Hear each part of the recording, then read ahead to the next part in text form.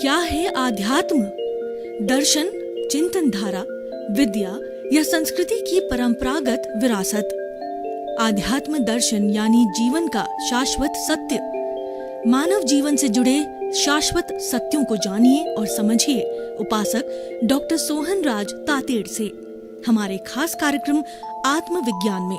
आत्मविज्ञान यानी सही दृष्टि, सही सोच। भाइयों और बहनों, मातृशक्ति को नमन। हम आत्मविज्ञान कार्यक्रम आज स्टूडियो में आपको ये बताने आए हैं कि आत्मविज्ञान कार्यक्रम के अंतर्गत हम आपको सही दृष्टि, सही सोच देने आए हैं। राइट विजन, राइट थिंकिंग के तहत आपकी रॉन्ग बिलीफ को समाप्त करने आए हैं। आप में राइट बिलीफ को जनरेट करने आए हैं, एक्टिवेट करने आए हैं। जब आपकी राइट बिलीफ एक्टिव हो जाएगी, एक्टिवेट हो जाएगी, तब आपको सुख मिलेगा, शांति मिलेगी, संभाव मिलेगा, संवर मिलेगा, 5 आज्ञाएं मिलेगी और आप और सुख और शांति को प्राप्त करने, आपको सुख शांति देने आए हैं। और मानव जीवन का लक्ष्य भी सुख शांति है। वो हम आत्मविज्ञान से आसानी से प्राप्त कर सकते हैं, क्योंकि सुख और शांति हमारा लक्ष्य है। हमारा लक्ष्य है कि सनातन सत्य क्या है, कुदरत का कानून क्या है, अल्टीमेट ट्रुथ क्या है, वही आपको बताने आए हैं अलग अलग एपिसोड के माध्यम से। तो आज हमने बहुत बड़ा दार्शनिक विषय लिया है जो कि हमारी आत्मा से जुड़ा हुआ है। तो आज का हमारा विषय निर्विचारता। भाई और बहनों, ये क्लाइमेक्स है, ये सुप्रीम स्थिति है। हम आपको समाधि की स्थिति का रसास्वादन करने के लिए आए हैं। अगर हम योग को देखें तो हमारा जो पतंजलि का योग है, जो एक होलिस्टिक योग है, जो कि हमारे डे टू डे कार्यकलाप करते हुए हमें मुक्ति की ओर ले जाता है, समाधि की ले जाता है, वो अष्टांग योग है। उस अष्टांग योग के अंदर 8 जो है उसके चरण हैं। कौन कौन से 8 चरण हैं? वो 8 चरण है। पहले स्टार्ट होता है यम, नियम, आसन, प्राणायाम, प्रत्याहार, धारणा, ध्यान और समाधि। इसको थोड़ा थोड़ा समझें तो यम 5 तरह के जो है हमारे चारित्रिक गुण, अहिंसा, सत्य, अचौर्य, ब्रह्मचर्य और अपरिग्रह, इन 5 का धारण करने से हमारे में शुद्धि आती है। दूसरा नियम, 5 नियम है। सोच जो है, त्याग, स्वाध्याय और हमारा जो है वो सही दृष्टिकोण। ये 5 नियम, सोच जो हमारे 5 नियम जो हो गया। पहला नियम हुआ हमारा जो है हुआ ये यम, नियम, आसन। हम जो हमारे पशु पक्षी बैठते हैं उसी तरह के हम आसन बना करके सुख सुविधा से रहने से हमारा शरीर जो है मांसपेशियां मजबूत होती है और वो कोमल बनती है। अहिंस 2 ये हो गया हमारा जो यम, नियम, आसन, प्राणायाम। श्वास का नियंत्रण करना, श्वास को लेना, निकालना, मतलब प्रण का, हमारी जो प्राण है उसका याम करना, नियंत्रण करना, ये अलग विषय है। हर एक विषय की प्रस्तुति में घंटों घंटों लग जाते हैं। यम, नियम, आसन, प्राणायाम, प्रत्याहार, जो इंद्रियां बाहर जा रही है वो 5 इंद्रियों को भीतर लाना, ये प्रतिसलीनता है। और यम, नियम, आसन, प्राणायाम, प्रत्याहार, धारणा। धारणा मतलब ये है किसी एक अच्छे जो है हमारे सिद्धांत को भीतर ग्रहण करना, धारणा। और ध्यान मतलब आलंबन करके किसी एक विषय पर ध्यान को केंद्रित करना, ये ध्यान है। और धारणा, ध्यान और समाधि वो अंतिम स्थिति है। वही आज का हमारा विषय है, निर्विचारता। हम जो ध्यान करते हैं वो 2 तरह का होता है, एक सालंबन ध्यान और एक निरालंबन ध्यान। सालंबन ध्यान में हम हमारा जो ये हमारा जो दर्शन केंद्र है, आज्ञा चक्र है, या इसके ऊपर जहाँ पर टीकी लगाते हैं, जो ज्योति केंद्र है, वहाँ पर हम किसी का आलंबन लेते हैं। कोई हमारा भगवान है, बालाजी है, राम है, कृष्ण है, महावीर है, उसका चित्र बनाते हैं, उसका आलंबन लेते हैं। वह जो हमारा सालंबन ध्यान कहलाता है। एक निरालंबन ध्यान होता है जिसके अंदर कोई आलंबन नहीं लिया जाता है। हमारे जो विचार आते हैं उन विचारों को जो है देखा जाता है, उन विचारों की राग द्वेष मुक्त होकर के प्रेक्षा की जाती है, विपश्यना की जाती है, उन विचारों को देखा जाता है और धीरे धीरे हम देखते हैं कि विचार आने बंद हो गए। हमारा मन है वो अमन हो गया। मन एक टेम्परेरी वस्तु है, मन एक पौद्गलिक वस्तु है, मन एक सर्वेंट है। मन विक्षिप्त नहीं होता है, विक्षिप्त चित्त होता है, दोष मन को दिया जाता है। मन लोभी मन लालची, मन चंचल मन चोर, मन के मते न चालिए, पलक पलक मन हो। यानी मन यानी विचार, वो मन है, वो मनन के समय मन होता है, मनन के पहले मन नहीं होता, मनन के बाद मन नहीं होता। यानी जब हम विचार करते हैं तभी मन की उत्पत्ति होती है, उसके आगे पीछे कोई उत्पत्ति नहीं होती। तो एब्सोल्यूट टेम्परेरी है, यानी मन से अमन होने की स्थिति, समाधि की स्थिति है, निर्विचारता की स्थिति है, निरालंबन ध्यान है।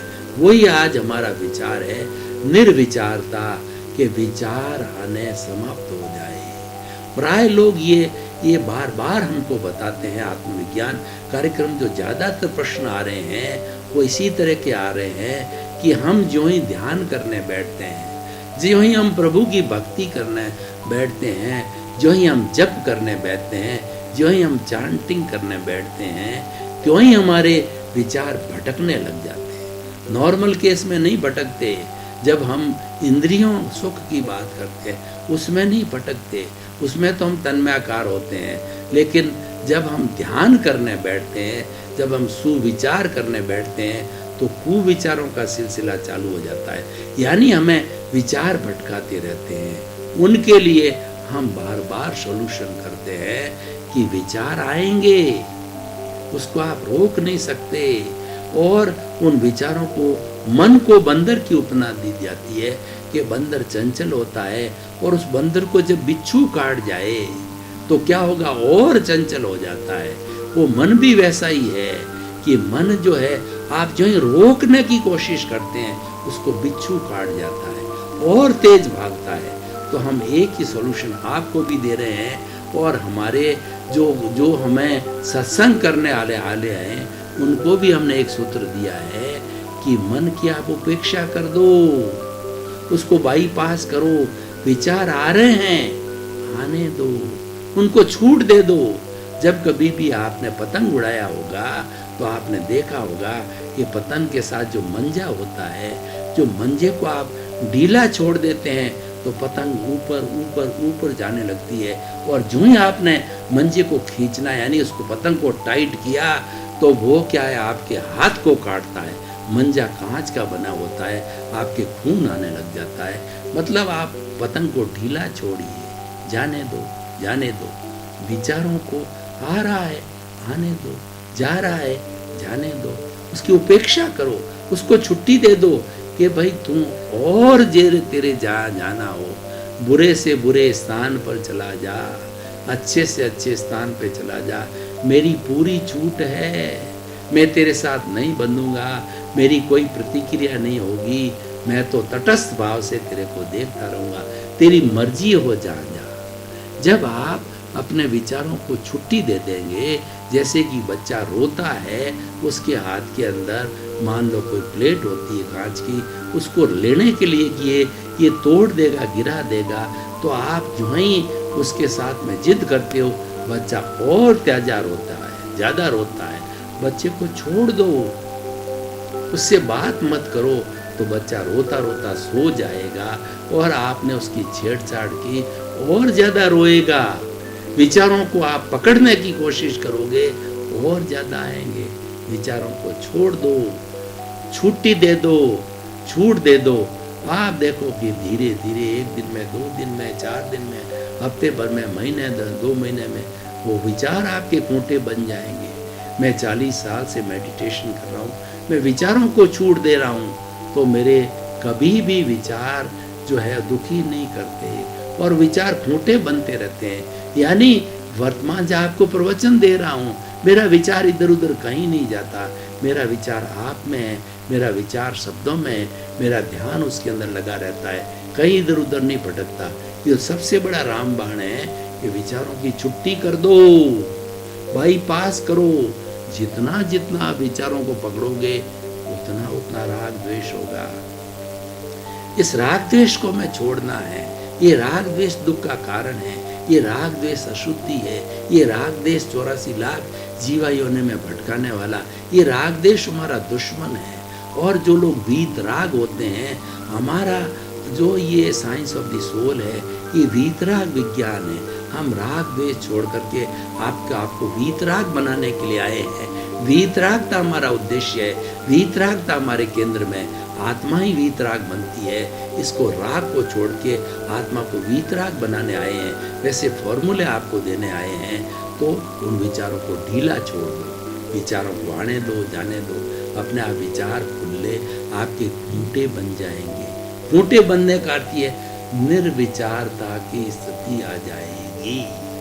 और एब्सोल्यूट निर्विचारता कब आती है? जब आपको एब्सोल्यूट नॉलेज हो जाता है। एब्सोल्यूट नॉलेज केवली को होता है। केवली निर्विचारता की अवस्था में चला जाता है। उनके वो वर्तमान में आ जाता है। और उनके जो विचार जो भीतर होते हैं वो अलग तरह के होते हैं। वो शुद्ध विचार होते हैं, वो शुभ, और वो शुभ अशुभ से शुद्ध की अवस्था में चले जाते हैं। सारे शुद्ध विचार आते हैं और वो विचार भीतर ही भीतर चले रहते हैं। वो दिव्य देशना के द्वारा वो हमारे को, जो केवल ज्ञानी भगवान होते हैं, तीर्थंकर भगवान होते हैं, उनके भीतर की जो शब्दावली है वो दिव्य दृष्टि से हमारे सामने आती है। और वो दिव्य जो है विचार वाणी जो है, जिसको हम जिन वाणी कहते हैं, वह सबको एक सी सुनाई देती है। देखिए वहाँ पर नर गति, धीरेंद्र गति, मनुष्य गति, देव गति, पशु पक्षी सब वहाँ रहते, हाजिर रहते हैं। और वो हमारी उसकी दिव्य वाणी, दिव्य देशना वो ट्रांसलेट हो जाती है। कि आपने कभी, आप जो लोकसभा में, राज्यसभा में गए हो, तो हर एक के सामने वो कन्वर्टर्स होते हैं, ट्रांसलेटर्स होते हैं। अगर किसी को हिंदी नहीं आती है, वो इंग्लिश वाला बटन दबा देता है, तो वो ट्रांसलेट होकर के उसको इंग्लिश में सुनाई देगा। और कोई अगर मान लो दोनों ही नहीं जानता है, पंजाबी जानता है, तो वहाँ बात जो हमारी जो प्रांतीय भाषाएं हैं उसमें ट्रांसलेट होकर के उस भाषा में आपको समझाइश होगी। तो हम ये कहना चाहते हैं कि जो भगवान की देशना होती है, पशु होता है, पशु की भाषा में सुनाई देता है, पक्षी होता है, पक्षी की भाषा में सुनाई देता है, नरक होता है, नार की, और देवता होता है, उसकी भाषा में सुनाई देता है। ये भगवान का अतिशय है, क्योंकि वो जो देते हैं वो दिव्य देशना होती है। वो शब्दातीत है, वो इंद्रियातीत है। उनकी आत्मा बोलती है, उनका अनुभव बोलता है। वो शब्दों से नहीं बोलते, वो तो दिव्य देशना देते हैं और अपनी अपनी भाषा में कन्वर्ट हो जाते हैं। वो निर्विचारता की अवस्था होती है, बहुत उच्च अवस्था होती है। आज का हमारा एपिसोड जो है वो समाधि की अवस्था तक का है, लेकिन ये भी अवस्था है, ये सामान्य लोग उस अवस्था तक नहीं पहुंच जाते। कोई बात नहीं, हमारा लक्ष्य तो होना चाहिए। हमारा लक्ष्य है निर्विचारता, विचारों को समाप्त करना, मन से अमन होना। विचार मन है, जब हम अमनन हो जाते हैं तो हमारा आत्मशक्ति काम करती है। हमें किसी का इंद्रियों का सहारा नहीं लेना पड़ता, मन का सहारा नहीं लेना पड़ता। और अमन की स्थिति धीरे धीरे जो है वो मोक्ष की स्थिति आ जाती है। मोक्ष में शरीर छूट जाता है, सिर्फ आत्मा शुद्धतम अवस्था में सिद्ध बुद्ध मुक्त हो जाती है। 14वां गुण स्थान आता है अ उ री ल। ये 5 शब्द बोले जिसके अंदर हमारा मन है, वचन है, काया है, तीनों ही छूट करके और सिद्धालय के अंदर आत्मा चली जाती है। वो निर्विचारता की अवस्था से आता है। हर केवली, हर तीर्थंकर जब केवल ज्ञान में केवली भी आते हैं, तीर्थंकर भी होते हैं, ज्ञान की दृष्टि से दोनों समान होते हैं। लेकिन तीर्थंकर तीर्थ की स्थापना करता है, वो जो है वो साधु साध्वी श्रावक श्राविका ये चारों का तीर्थ बनता है, उसकी स्थापना करता है। वो एडमिनिस्ट्रेटिव होता है, वो सबका संचालन करता है और प्राणियों का उद्धार करता है, इसलिए वो तीर्थंकर कहलाते हैं। तीर्थंकर तो एक समय में एक ही होते हैं। और हमारे जैन धर्म के अनुसार इस अवसर्पिणी काल के अंदर 24 तीर्थंकर हुए हैं। और उत्सर्पिणी काल में भी 24 तीर्थंकर ही होंगे। और ये तीसरे आरे के एंड से चौथे आरे के एंड तक होते हैं। उनका समय निश्चित है, 1 करोड़ पूर्व का है, और हर एक का जन्म पीरियड पहला तीर्थंकर से 24 तीर्थंकर है, उसका कार्यकाल फिक्स है और टोटल ड्यूरेशन 1 करोड़ का फिक्स है। इसलिए 24 का ही अंक आता है। ये 24 का अंक हमारे बहुत से धर्म, 24 पीर, 24 तीर्थंकर और 24 देवता, ऐसे अलग अलग धर्मों में 24 ही क्यों आते हैं कि ये जो भीतर का जगत है वो सबका फिक्स है, ड्यूरेशन फिक्स है, उसकी हर एक का काल फिक्स है। इसी कारण ये 24 का अंक आता है। जैन धर्म में भी एक 24 को 24 तीर्थंकरों की होती है और अलग अलग काल के अंदर हर अवसर्पिणी उत्सर्पिणी काल के अंदर एक 24 होती है। अनंत 24 हो गई है और अनंत 24 होने वाली है। ये क्रम चलता रहता है क्योंकि ये हमारा अनादि अनंत है। समय जो है वो अनादि अनंत है, समय को पकड़ा नहीं जा सकता। तो निर्विचारता की हम बात कर रहे थे भाई और बहनों। ये कॉमन मैन व्यक्ति का आज विषय नहीं है। ये उत्कृष्ट साधु और सन्यासी और जो साधक लोग हैं उनका विचार होता है कि निर्विचारता की स्थिति में कैसे जावें। निर्विचारता की स्थिति में जाने के लिए विचारों को जो आप खुली छूट दे दो, उनके साथ में किसी तरह का डिस्टरबेंस करो, दखल अंदाजी मत करो, टांग मत अड़ाओ। विचार आ रहे हैं, आने दो, जा रहे हैं, जाने दो, इनको बाईपास करो, इनको बांधो मत, इसके साथ जुड़ो मत। ये अपने आप ऑटोमेटिकली आपके निर्विचारता की अवस्था आती जाएगी और जो निर्विचारता की स्थिति आगे आगे ड्यूरेशन बढ़ता जाएगा। वैसे तो अभी निर्विचारता की स्थिति के अंदर व्यक्ति 48 मिनट अंतर्मोद से ज़्यादा नहीं हो सकता, रह नहीं सकता। उसके बाद में वो विचारता की स्थिति आ जाती है। पर केवली और जो तीर्थंकर इसके अपवाद है वो तो सिद्ध बुद्ध मुक्त बनने वाले हैं, हर वक्त निर्विचारता की स्थिति में रहते हैं। ये अंतर्मुहूर्त की स्थिति हम जैसे साधकों के लिए है, लेकिन जो केवल ज्ञान से नीचे है, जो केवल ज्ञानी हुए नहीं है, होने के लिए उन्होंने लक्ष्य बनाया है, वो होना चाहते हैं और उसकी प्रक्रिया में लगे हुए हैं। तो भाइयों और बहनों, हम निष्कर्ष की भाषा में ये बात करना चाहते हैं, आप जब मेडिटेशन करो तो सबसे पहले आलम्बन से बात करो, धीरे धीरे निरालंबन हो जाओ। निरालंबन का अर्थ ये है कि आप ये महसूस करो कि मेरी जो आत्मा है वो ज्ञाता है, वो दृष्टा है, वो जानने वाला है, वो देखने वाला है, अनंत ज्ञान वाला है, वो अनंत दर्शन वाला है, अनंत शक्ति वाला है। उस ज्ञान के आत्मा के गुणों को याद करो। वो सुख का धाम है, वो अजर है, वो अमर है, अमूर्त है, वो अच्युत है और वह जो है मन वचन का से मुक्त ऐसा शुद्ध आत्मा है और जो है टंकोत्कीर्ण है, वो अव्याबाद है और सब तरीके से आत्मज्ञान के आत्मा के जितने जितने अनुभव है, वो जितने जितने उसके गुण हैं, उस गुणों को याद करते रहो, उस गुणों की ओर बढ़ते रहो, तो धीरे धीरे निर्विचारता की स्थिति आती रहेगी। ये सुख की स्थिति है, आनंद की स्थिति है, जो हमारे कॉमन मैन व्यक्ति के बीच में कभी संयोग के साथ में वियोग जुड़ा हुआ होता है। कभी थोड़ा सुख आ गया, हमको किसी चीज़ का लाभ मिल गया, धन का लाभ, हम सुखी हो गए। हमारे घाटा चल गया, हम दुखी हो गए। कभी हमारे घर के अंदर जन्म हो गया किसी का, बेटे का, बेटी का, हम सुखी हो गए। और कोई समाज का हमारे घर का व्यक्ति चला गया तो हम बहुत दुख के अंदर हम डूब गए। उसी तरीके से हमारा कोई पद मिल गया, हम सुखी हो गए, पद छिन गया तो हम दुखी हो गए। तो ये सुख दुख के झूले में हम झूलते रहते हैं और ये प्राय हर व्यक्ति, हर प्राणी झूलता है। लेकिन हमारा लक्ष्य है, आत्मविज्ञान का लक्ष्य है, मोक्ष का लक्ष्य है, उसके अंदर निर्विचारता की, ये वीतराग विज्ञान है, ये भेद विज्ञान है, ये क्रम विज्ञान है और ये जो है हमारा कल्याण करने वाला विज्ञान है, ये हमको मुक्ति देने वाला विज्ञान है। उसके अंदर निर्विचारता की स्थिति को पैदा करना हमारा लक्ष्य है। हम सालंबन ध्यान करते करते निरालंबन ध्यान की स्थिति में जाएंगे तो निर्विचारता की स्थिति आएगी और जितना जितना हमें प्रभु का सानिध्य लेंगे, प्रभु के गुणों को याद करेंगे और प्रभु की क्या कैरेक्टरिस्टिक है, प्रभु की क्या प्रॉपर्टी है।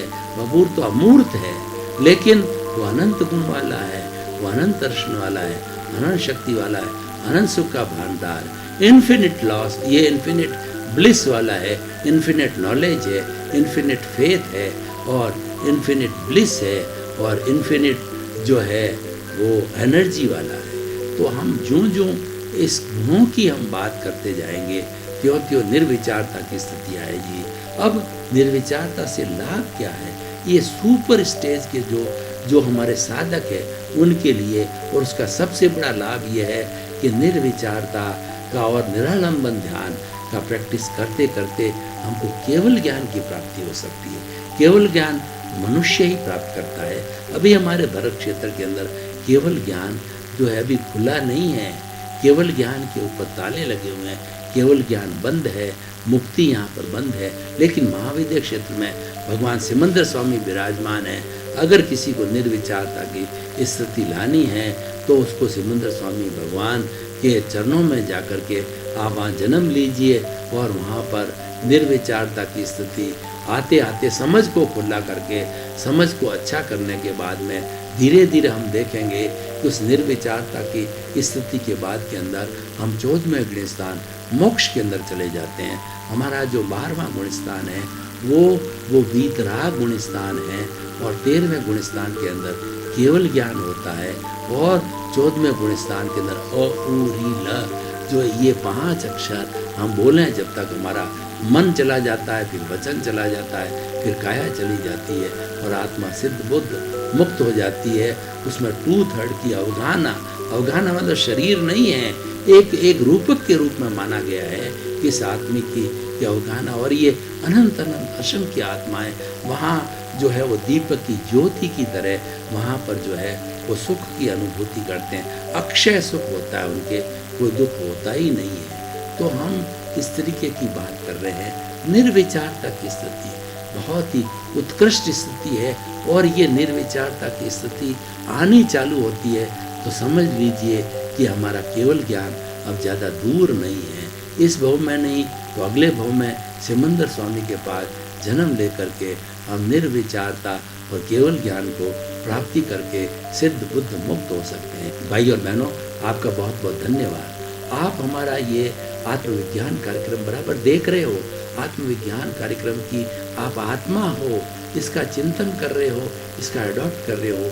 ये सुख देने वाला है, ये शांति देने वाला है। आपका जितना मिथ्या दर्शन है, आपकी जितनी रॉन्ग बिलीफ है, उसको हम बदल करके सम्यक दर्शन देने आए हैं और आपकी दृष्टि को निर्मल करने आए हैं, आपकी दृष्टि को बदलने आए हैं। आपकी दृष्टि बदल जाएगी तो जो आपकी दिशा बदल जाएगी, आपको सुख शांति मिलेगी। हमारा उद्देश्य है सर्वे भवन्तु सुखिनः सर्वे भवन्तु निरामया। जगत के सभी जीवों को सुख मिले, शांति मिले, आनंद मिले। इसी क्रम में आपके प्रति हमारा बहुत बहुत आभार, आपके प्रति मंगल। आत्मविज्ञान में आत्मविज्ञान यानी सही दृष्टि, सही सोच।